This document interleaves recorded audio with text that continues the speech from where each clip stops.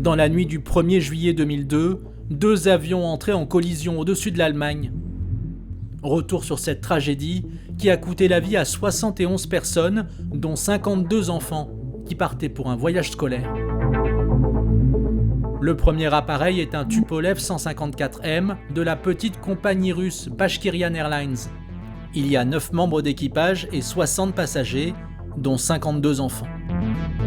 L'avion décolle à 18h48 de l'aéroport de Moscou pour Barcelone.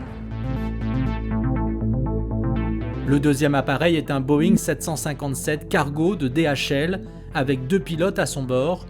Il décolle de Bergame en Italie à 21h06 pour Bruxelles. Tout se passe normalement jusqu'à 21h34.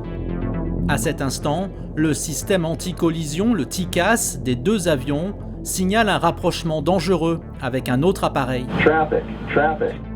Les 2 avions sont tous les deux à 11 000 mètres d'altitude, 18 km les séparent.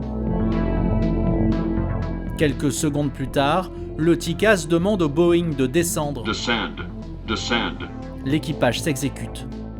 Le TCAS du Tupolev demande lui au pilote de monter. Climb. Les pilotes obéissent.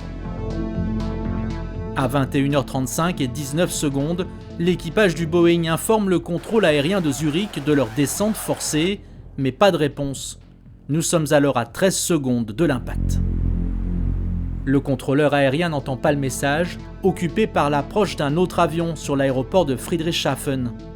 Lorsqu'il s'aperçoit du rapprochement des 2 appareils, il pense que le Boeing est toujours à 11 000 mètres et demande à l'équipage du Tupolev de descendre à 10 700 mètres. Le Tupolev descend, mais à 21h35 et 24 secondes, le système TCAS demande une nouvelle fois aux pilotes d'accentuer leur montée. Increase climb.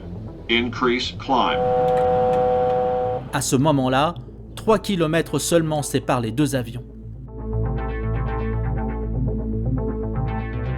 2 secondes avant l'impact, l'un des pilotes du Boeing pousse à fond sur le manche. Et 1 seconde avant l'impact, l'un des pilotes du Tupolev tire lui brutalement sur le manche et pousse les réacteurs au maximum. À 21h35 et 32 secondes, le Tupolev vient percuter à 900 km/h le Boeing sur sa droite.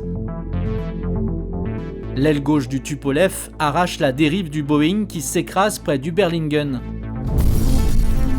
Le Tupolev se désagrège en vol. L'enquête révélera que le contrôleur aérien était seul au moment des faits et a pris conscience trop tardivement de la situation dangereuse. Les indications contradictoires du contrôle aérien et du TCAS reçues par les pilotes du Tupolev ont aussi joué un rôle déterminant dans la collision. Au final, l'accident fera 71 morts plus 1 victime 1 an et demi plus tard.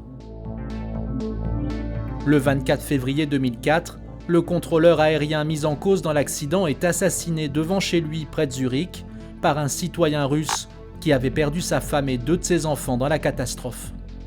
Emprisonné en Suisse, il sera libéré fin 2007.